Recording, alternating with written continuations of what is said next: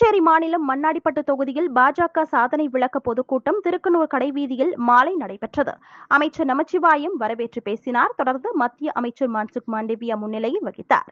இதில் மத்திய உள்துறை அமைச்சர் அமித்ஷா கலந்து கொண்டு மண்ணாடிப்பட்டு தொகுதியில் போட்டியிடும் அமைச்சர் நமச்சிவாயத்தை ஆதரித்து பிரச்சாரம் மேற்கொண்டார்.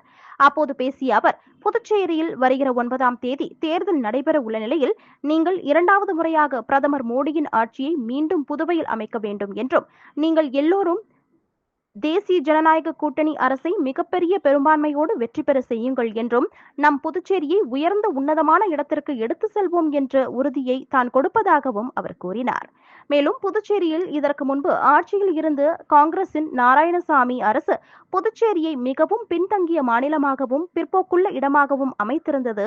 இதையெல்லாம் சரி செய்யவே 5 ஆண்டுகள் நம்முடைய ஆட்சிக்கு சரியாக இருந்ததாக கூறிய அவர், இப்போது நாம் வளர்ச்சியை நோக்கி செல்ல வேண்டும் என்றால் நீங்கள் தேசிய ஜனநாயக கூட்டணி மீண்டும் பெரும்பான்மையான வெற்றியை பெற செய்ய வேண்டும் என்றும், தான் எத்தனையோ தேர்தலை சந்தித்துள்ளதாகவும், ஆனால் தனக்கு கூட ஒரு வேலைவாய்ப்பு முகாம் நடத்த முடியும் என்ற நம்பிக்கை வந்ததில்லை. ஆனால் நமச்சிவாயம் ஏராளமான இளைஞர்களுக்கு வேலைவாய்ப்பை உருவாக்கி தரும் வகையில் இங்கு வேலைவாய்ப்பு முகாமை வெற்றிகரமாக நடத்தியுள்ளார் என்று கூறிய அவர், எதிர்த்தரப்பில் உள்ள இந்தியா கூட்டணியில் இப்போதே ஆட்சிக்காகவும் பதவிக்காகவும் சண்டை போட்டு அடித்துக் கொண்டிருக்கிறார்கள் என்று கூறினார்.